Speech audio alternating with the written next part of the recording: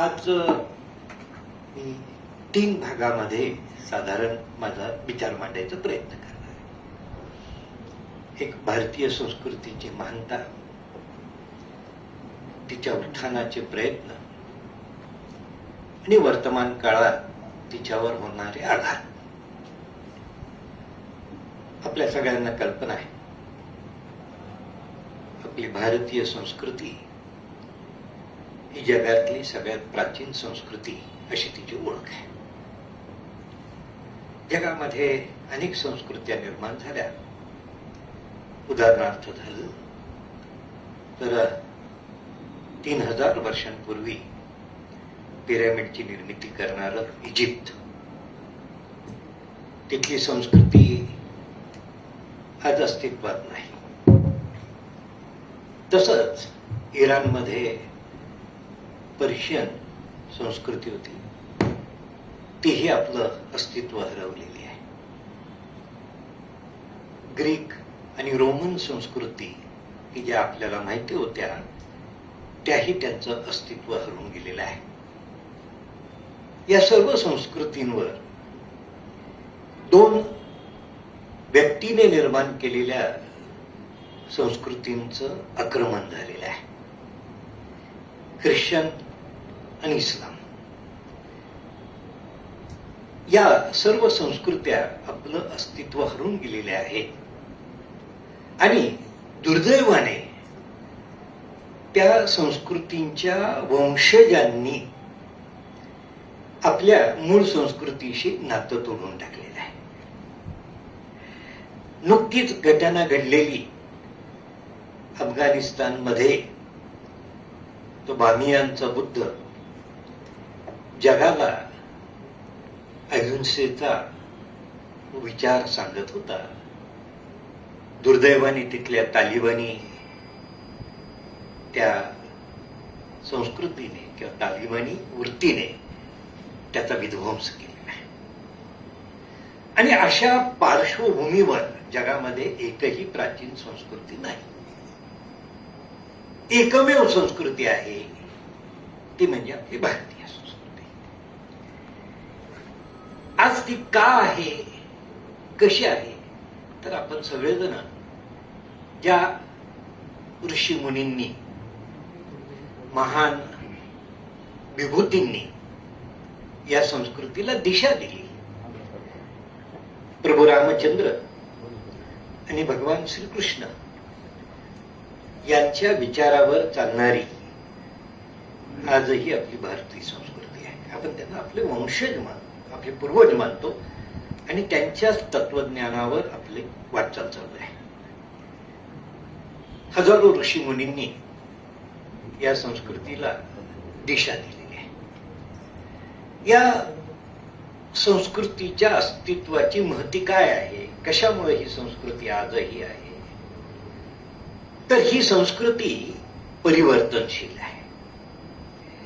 ज्या ज्या वेळेस संस्कृतीला ग्लानी येते, तिला परिवर्तनाची आवश्यकता असते, त्या त्यावेळेस महान विभूतींची निर्मिती होते आणि ते या संस्कृतीचं पुनरुत्थान करण्याचा प्रयत्न करत असतात. 2500 वर्षांपूर्वी महान गौतम बुद्ध असतील, महावीर असतील, 7व्या शतकामध्ये आदिशंकराचार्य असतील, 2200 वर्षांपूर्वी कौटिल्य असतील, चाणक्य. त्यानंतर ही परंपरा सातत्याने चालू आहे. जसं नदीचा प्रवाह हा वाहता राहिल्यामुळे त्याच्या शुद्धीकरणाची प्रक्रिया चालू राहत असते, तशीच आपल्या संस्कृतीचा हा प्रवाह सातत्याने शुद्धीकरणाच्या परिवर्तनामुळे त्याची जी शुद्धतेची हे देखील चालू आहे.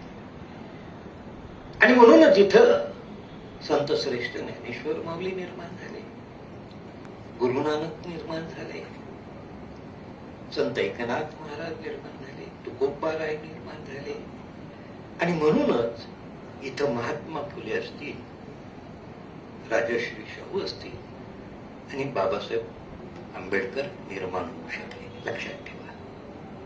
कारण की या संस्कृतीचा कणा म्हणजे विचार स्वातंत्र्य आणि आचार स्वातंत्र्य. इथं विचारवंत निर्माण होऊ शकतात आणि ते आपला विचार मांडू शकतात. आता त्याच्या तुलनेमध्ये ज्या व्यक्तींनी निर्माण केलेले दोन धर्म आहेत, तर ख्रिश्चन धर्मामध्ये हे स्वातंत्र्य नाही. बायबल हेच त्यांचं अंतिम सत्य आहे किंवा कुराण हेच त्यांचं अंतिम सत्य आहे. स्वप्नात जरी बायबल विषयी आणि कुराण विषयी शंका आली तरी ती व्यक्ती काफर ठरते. त्यामुळे ख्रिश्चन धर्मामध्ये बायबलमध्ये विचारवंत नाही, फक्त फॉलोअर्स, लक्षात ठेवा.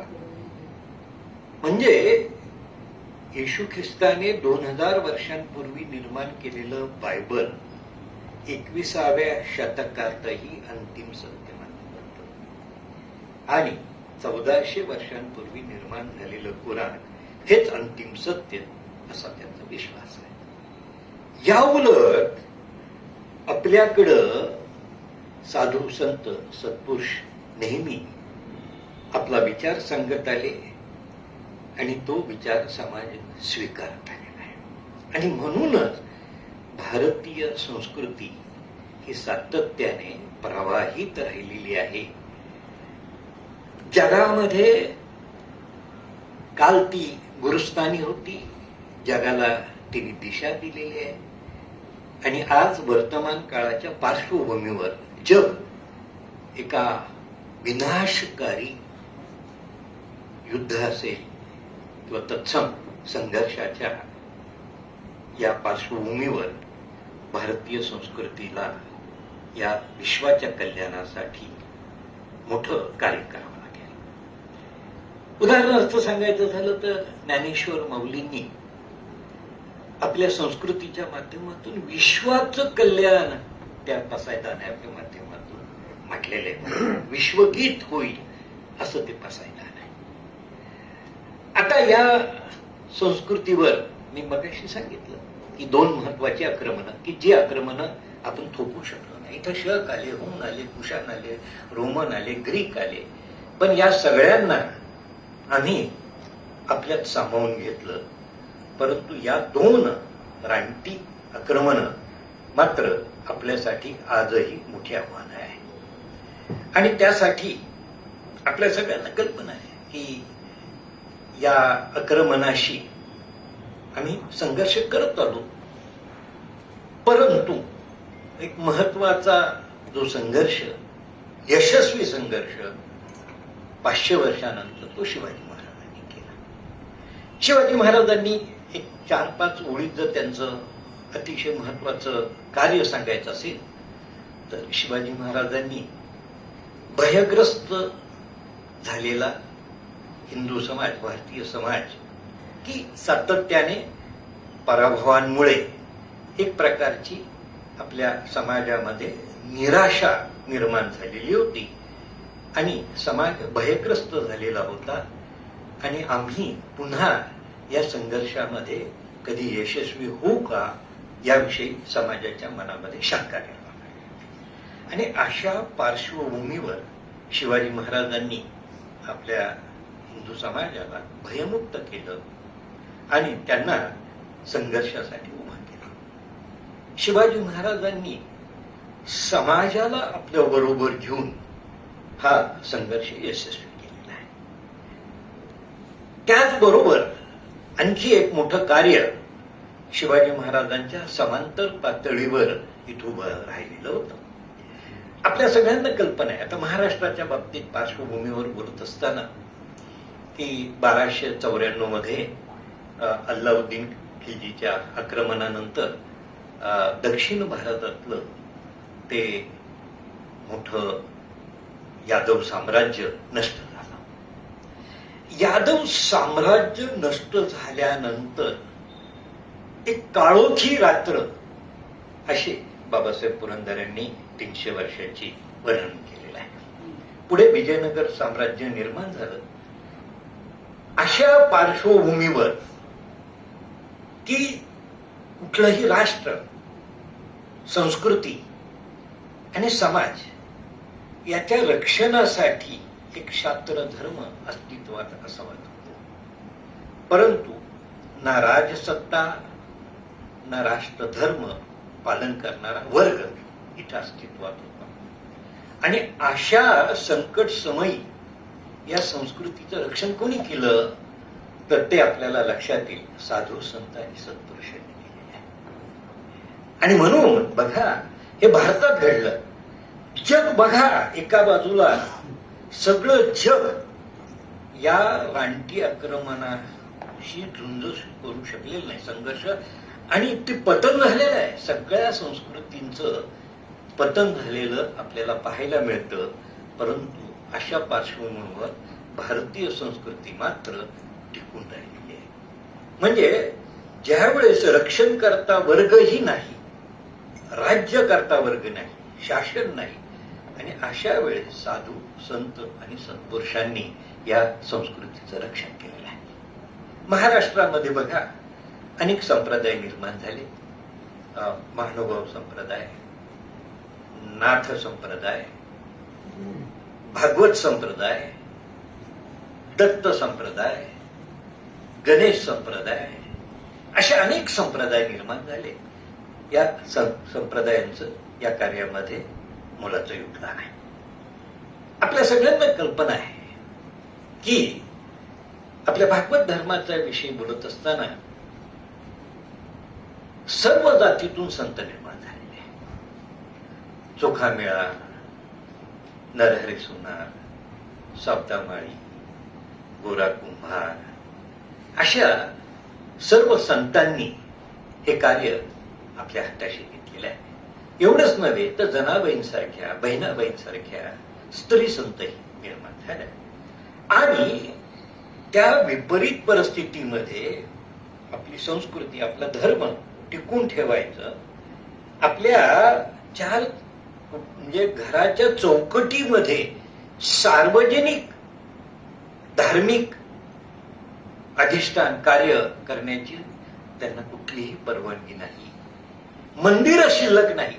काय आश्चर्य बघा, उत्तर हिंदुस्थानात आपण जातो, काशी नाही, मथुरा नाही आणि अयोध्याही नाही. यावरून हजारो मंदिरं नष्ट झालेली आहेत. सार्वजनिक धार्मिक अधिकार राहिलेले नाही. अशा वेळेस कुटुंबामध्ये या साधू संतांनी निर्माण केलेलं कार्य बघा. मी जेव्हा ग्रामीण भागात मी लहानपणापासून जात आलेलो आहे, 50-60 वर्ष, मला की खेड्यामध्ये लाईट नव्हती. शेतकरी दिवसभर शेतामध्ये काम केला. एवढं थकून आल्यानंतर दररोज दिवा लावायचा आणि त्या दिव्याच्या उजेडामध्ये मग कुठं नवनाथाची पोथी, कुठं रामायण, महाभारत, एकनाथी भागवत असे ग्रंथ तिथं वाचले जायचे. आणि त्यातून सगळे घरातले समोर बसून लहान मुलं, स्त्रिया, वृद्ध, तरुण आणि ते संस्कार घेत होते. म्हणून संस्कृती राहिलेली आहे, लक्षात ठेवा. आणि शिवाजी महाराजांनी तिचं पुनरुत्थान केलं. मी शिवाजी महाराजांना भारतीय संस्कृतीचे जीर्णोद्धारक मानतो. आणि त्यांनी या संस्कृतीचा कणा किती ताट केला तर ती पराभूत मानसिकता संपली, ती निराशा संपली आणि संघर्ष करायचा तोही विजयासाठी. आणि म्हणून एका बाजूला जगातल्या प्रचंड मोठ्या शक्ती आहेत. म्हणजे उदाहरणार्थ सांगायचं की त्यांचा औरंगजेबाशी संघर्ष झाला, आदिलशाही, कुतुबशाही, तिकडे पोर्तुगीज सत्ता आहे. अशा वेळेस या महापुरुषाने हिंदू समाजाला विजयाचा मार्ग दाखवला. एक आपली पारंपरिक नीती होती. काय नीती होती? आपल्या महाभारतात सांगितलं, आपल्या धर्मात सांगितलं की शत्रूने आव्हान दिलं तर त्याच्याशी रणांगणात उभं राहणं हे क्षत्रियाचा धर्म आहे. आता बघा, आपण नेहमी चिंतन करतो, अनेक मंडळी मला म्हणतात की का हो सर, हे रानटी लोक आली आणि गेले 1000 वर्ष ते का बरं विजय होत आहेत आणि आमच्या पराभवाचं कारण काय, कारण मीमांसा काय, कळत नाही, लक्षात येत नाही. आणि त्याचं मी चिंतन केल्यानंतर लक्षात आलं त्याचं कारण काय. तर हिंदुस्थानची जर पार्श्वभूमी बघितली तर हजारो राजघराणी होती आणि या प्रत्येक राजसत्तेकडं त्यांची ताकद किती होती. कोणाकडे 1000 सैनिक, कोणाकडे 2000, कोणाकडे 5000. पृथ्वीराज चव्हाणासारख्या त्यावेळच्या इंद्रप्रस्थच्या सगळ्यात मोठ्या राजाकडं सैन्याची संख्या होती 10,000. आता कल्पना करा, मोहम्मद घोरी इथं सैन्य घेऊन येतो 1.5 लाख. आणि अशा वेळेस आमच्या राजांमध्ये आपापसातली स्पर्धा, मत्सर, संघर्ष. ज्या वेळेस पृथ्वीराज चव्हाणाने या सगळ्यांना एकत्र केलं, आम्ही विजयी झालो. आता एक हिंदूंची मानसिकता बघा की शत्रू शरण आला तर त्याला अभय द्यायचा. मोहम्मद घोरीला आम्ही अभय दिलं, बलिदान दिलं आणि तो निघून गेला, परंतु तो पुन्हा आक्रमण करून आला. त्यावेळेस त्याचा विजय झाला, त्याने आम्हाला आलं का लक्षात. आणि नंतर का अपयशी झालो तर आम्ही आपापसात संघर्ष करत राहिलो, आम्ही एकत्र नाही झालो. आणि असं सातत्याने घडल्यामुळे एक पराभवाची शृंखला, मालिका निर्माण झालेली आहे आणि त्यामुळे ही निराशा झालेली होती. आणि याचं चिंतन शिवाजी महाराज करतात. आणि मग ते काय म्हणतात की बाबांनो, एका राजासाठी लढायचं नाहीये. लक्षात ठेवा, शिवाजी महाराजांनी पहिला विचार रुजवला की मी जे काय करतो हे एक शिवाजी भोसले नावाच्या व्यक्तीचं राज्य नाही, हे हिंदवी स्वराज्य आहे, हे संस्कृतीचं राज्य आहे, हे राष्ट्राचं आहे. आणि ते स्वराज्य आहे, हे जनतेचं राज्य आहे. आणि याची जबाबदारी, याच्या रक्षणाची जबाबदारी जनतेची आहे. तो जनतेचा लढा निर्माण केला आणि म्हणूनच शिवाजी महाराज यशस्वी झाले.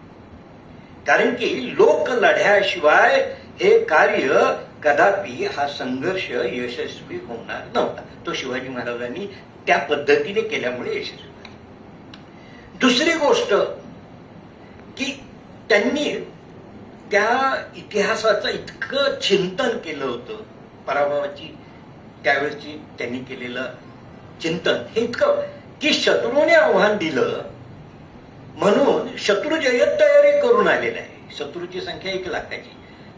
आणि मला त्याने आव्हान दिल्यानंतर माझ्याकडे 10,000 सैन्य असलं आणि त्याच्या युद्धभूमीवर मी कर्तव्य म्हणून लढायला झालो आणि म्हणून माझा पराभव झाला. लक्षात ठेवा, शिवाजी राजांनी यात काय परिवर्तन केलं की तू मला आव्हान दिलं म्हणून मी धावत तुझ्याशी लढायला येणार नाही. मी युद्धभूमीची निवड मी करणार. लक्षात ठेवा, शिवाजी महाराज युद्धभूमीची निवड स्वतः करतात, शत्रूच्या युद्धभूमीवर लढायला जात नाही.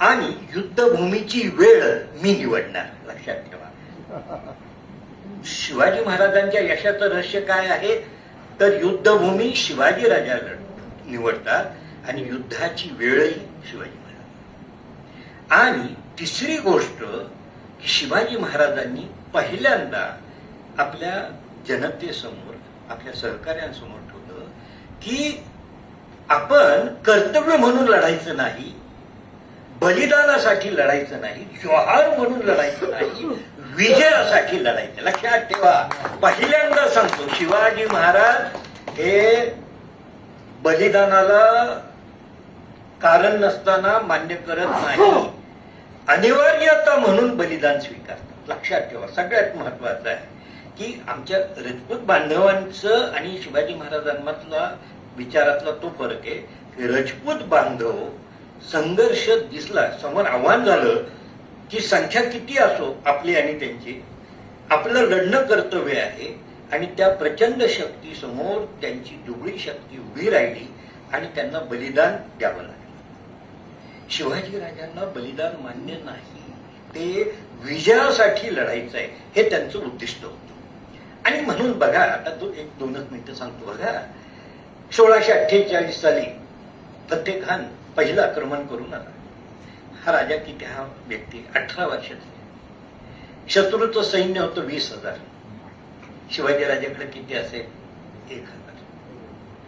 तरी देखील रणांगणात शत्रूच्या समोर न उभं राहता खळद बेलसरच्या रानामध्ये तो फतेह खान पुरंदरच्या किल्ल्यावर हल्ला केला. आणि शिवाजी महाराजांनी दुर्गनीतीचा अवलंब घेतला होता. कारण की भीष्म नीती, शुक्र नीती, चाणक्य नीती, विदुर नीतीमध्ये दुर्गमहती सांगितलेली आहे की 100 योद्धे हजारो शत्रूंशी किल्ल्याच्या दुर्गाच्या साह्याने महिने लढू शकतात.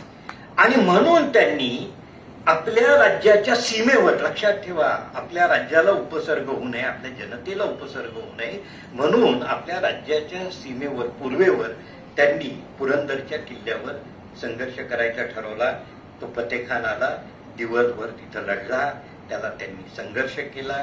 फतेह खानाचं सैन्य थकलेलं होतं, ते जखमी झालेलं होतं आणि जवळ असलेल्या खळद बेलसरच्या रानामध्ये ते रात्री मुक्कामाला गेले. आणि पौर्णिमेच्या रात्री, मध्यरात्रीला 20,000 शत्रूच्या सैन्यावर फक्त 1,000 सैन्य घेऊन थकून झोपलेल्या शत्रूवर शिवाजीराजाने आक्रमण केलं. ते आक्रमण फक्त 1 तासाचं होतं. त्या तासामध्ये शत्रूची जेवढी मनुष्यहानी करता आली तेवढी केली आणि शत्रूचं जेवढं काही ताब्यात घेता आलं. शेकडो हजारो घोडे बांधलेले ऐकतेच, प्रतिकारच कोणी नाही. कारण की 20,000 सैन्यात फक्त 500 सैनिक त्या तळाच्या रक्षणाला चारही बाजूला होते. शिवाजीराजा एका बाजूने आल्या त्यावेळेस तिथं फक्त 50 सैनिक होते. 1,000 सैनिक 50 शत्रूवर कशी संख्या बळावून मात केली. आणि त्या 50 सैनिकाचं त्यांना हे झाल्या मारल्यानंतर शत्रूचे झोपेमध्ये जास्तीत जास्त सैनिक कापले गेले जागेवरच. आणि शत्रू सावध होऊन हत्यार घेऊन बाहेर संघर्षाला उभं राहण्यात समोर एकही मावळा उभा नव्हता. लढायचं कुणाशी? आता बघा, आज पहाटे आले तर उद्या दुपारी येतात. म्हणून शत्रू काय सांगतो, औरंगजेब सांगायचा की बाबांनो, काल ते मध्यरात्रीला आले, रात्री कुणीही झोपायचं नाही. मग हे पहाटे आले, हे पहाटे आले, मग पहाटेही झोपायचं नाही. हे दुपारी आले आणि हे दुपारी आले, मग हे सायंकाळी आले. याचा परिणाम काय झाला की शत्रू तर रणांगणावर दिसत नाही. तो कधी अचानक येतो, वाऱ्याच्या गतीने येतो, जेवढं नुकसान करता येईल करतो आणि त्याच वाऱ्याच्या गतीने निघून जातो. समोर जर शत्रूच लढायला नसेल तर लढायचं कुणाशी? आणि याचं सायकोलॉजिकल वॉरफेअर, जसं गनिमी कावा शिवाजी महाराजांनी जगाला दिलेला, आज ज्याला गोरिला वॉरफेअर म्हणतात. आज अनेक राष्ट्र, म्हणजे तुम्हाला माहिती, व्हिएतनामसारखं राष्ट्र देखील अमेरिकेसारख्या बलाढ्य राष्ट्राशी याच गोरिला वॉरफेअर आजही जगामध्ये शिवाजी महाराजांच्या या गोरिला वॉरफेअरचं जग अध्ययन करत आहे. Psychological warfare. आता बघा, अफजल खान आला 40,000, शिवाजी महाराजांकडे होतं 5,000. विजयी कोण झाले? हा अफजल खान. शाहिस्ते खान 1,00,000, शिवाजीराजांकडे होतं 10,000. आणि त्यातले फक्त 280 लोक घेऊन 1,00,000 फौजेमध्ये हा मनुष्य येतो, शत्रूवर हल्ला करतो. शाहिस्ते खान वाचला, 3 बोटं गमावली. 3 वर्ष स्वराज्यात थैमान घालणारा शाहिस्ते खान, त्याच्या लक्षात येतं 1,00,000चं सैन्यही माझं रक्षण करू शकत नाही. तो 3ऱ्या दिवशी स्वराज्यातून बाहेर पडतो. काय हे युद्धतंत्र आहे? आणि बघा पुढे, आता त्यानंतर मिर्झा राजा जयसिंग आले. सगळं प्रश्न असा येतो की हे जे शिवाजी महाराजांनी हिंदू समाजाला एक यशाचा मार्ग दाखवला, त्यातून एक आत्मविश्वास निर्माण झाला हिंदू समाजाला की आम्ही जगातल्या कोणत्याही शक्तिशाली पाशवी शक्तींशी लढून धर्म, राष्ट्र आणि समाजाचं रक्षण करू शकतो. आता दुसरी गोष्ट लक्षात ठेवा, इस्लामची मानसिकतेत झालेला बदल हा सगळ्यात महत्वाचं. की 500 वर्ष ज्या इस्लामला वाटत होतं की आम्ही फक्त जगावर राज्य करण्यासाठीच निर्माण झालेलो आहे, आम्ही जिथे जिथे गेलो तिथे तिथली ती सर्व संस्कृती नष्ट करून आम्ही आमची संस्कृती निर्माण केलेली आहे. एवढंच नव्हे तर आम्ही या देशामध्येही आमचं 500 वर्ष वर्चस्व आहे. आमचा जन्म इथं राज्य करण्यासाठीच झालेला आहे. या मानसिकतेतून कसं परिवर्तन होत गेलं आणि ती क्रूर मानसिकता, संस्कृती नष्ट करणारी, समाज नष्ट करणारी, त्याचं झालेलं परिवर्तन की बघा त्यानंतर शिवाजी महाराजांमुळे संस्कृतीचं पुनरुत्थान झालं. आणि फक्त बघा म्हणजे शिवाजी महाराजांनंतर 27 वर्ष हा महाराष्ट्र घडला. शिवाजी, संभाजी महाराज, राजाराम महाराज, ताराबाई, एक विधवा तरुणी, म्हणजे ज्या औरंगजेबाला त्यांनी 1.5 वर्षामध्ये आदिलशाही सत्ता जिंकून घेतली, ज्या औरंगजेबाने 500 वर्षाची कुतुबशाही सल्तनत फक्त 6 महिन्यात जिंकली, त्या औरंगजेबाला हा महाराष्ट्र 27 वर्षात जिंकता आला नाही. औरंगजेबाचं निधन हिंदुस्थानच्या इतिहासाला कलाटणी देणारी घटना ठरली. फक्त 12 वर्षामध्ये मराठ्यांनी दिल्ली जिंकून तिथं फरुखशेर बादशाला बदलून रफी उत्तरजात नावाच्या तरुणाला बसवलं आणि शिवाजी महाराजांच्या स्वराज्याला मान्यता देणारी सनद आणि मुघलांच्या दख्खन, बऱ्हाणपूर पासून कन्याकुमारी पर्यंतच्या राज्याची चौथाई आणि सरदेशमुखीचा अधिकार मिळवून मुघल साम्राज्यात आपलं दास बनवलं. पुढे बघा, फक्त 1752 मध्ये मुघल बादशाने परकीयांच्या आक्रमणापासून मुघल साम्राज्याच्या रक्षणाची धुरा, म्हणजे बघा काय कसं घड्याळाचे काटे उलटे फिरले की ज्या मुघल राज्याने ह्या देशावर अनेक शतक राज्य केलं, त्याच मुघल राज्याच्या रक्षणाची धुरा त्यांना आपल्यावर सोपवावी लागली. अहमदी तहाने आणि परकीयांपासून मुघल साम्राज्य एक प्रकारे हिंदुस्थानचं रक्षण करण्याची जबाबदारी आणि त्या बदल्यात मुघल साम्राज्याची चौथाई आणि सरदेशमुखी. आणि जिथे आग्र्यामध्ये शिवाजी महाराजांचा अपमान झाला तो आग्रा सुभा आणि अजमेर, मुद्दाम अजमेर मागितला. लक्षात ठेवा, अजमेर आणि आग्रा सुभा मराठ्यांकडे आला. एवढंच नव्हे, 1757 मध्ये अटक पासून कटक पर्यंत काय केलं मराठ्यांनी, काय केलं शिवाजीने? शिवाजीने नवा विचार केला.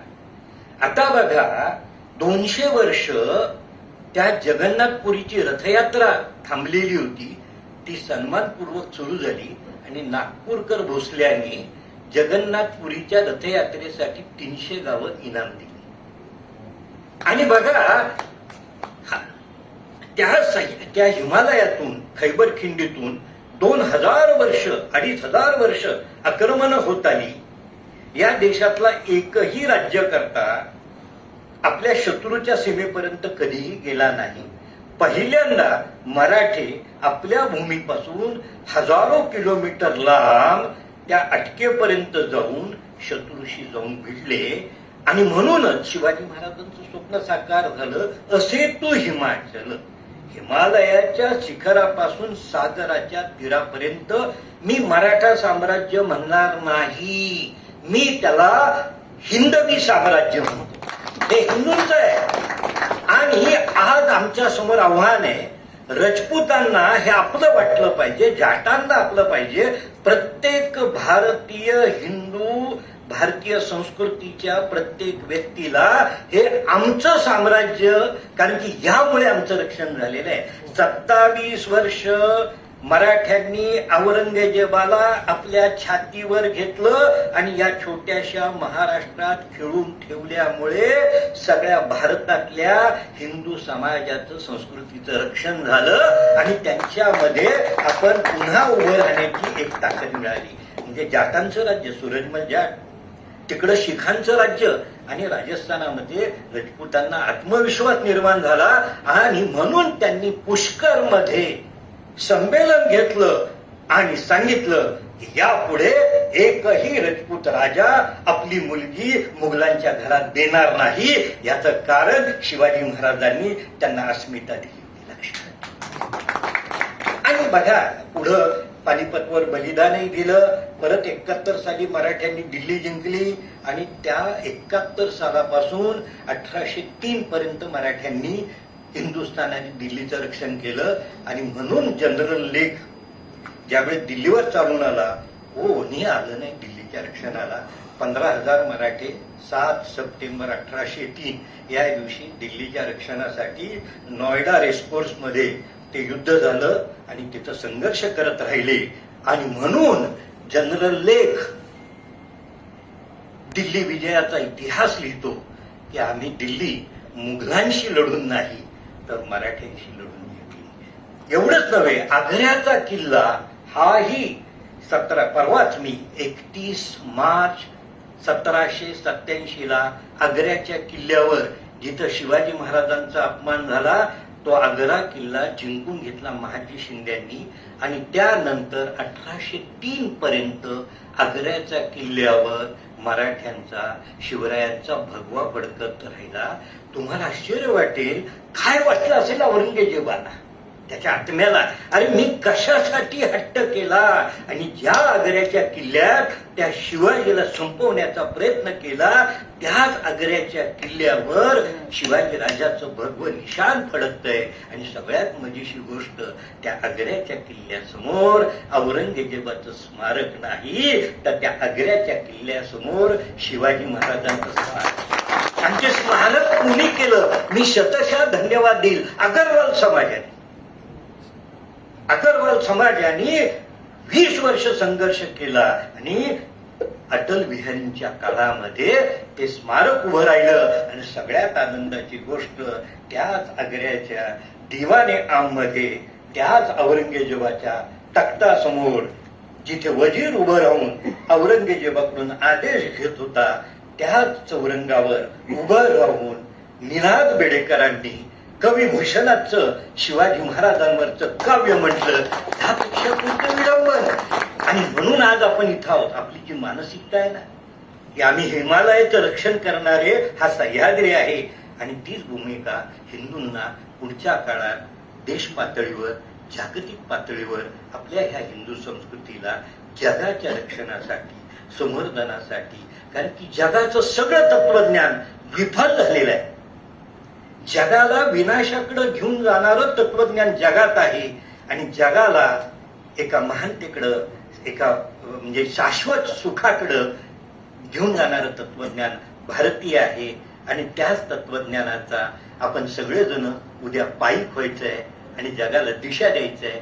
आणि त्यासाठी आम्हाला प्रयत्न करायचे.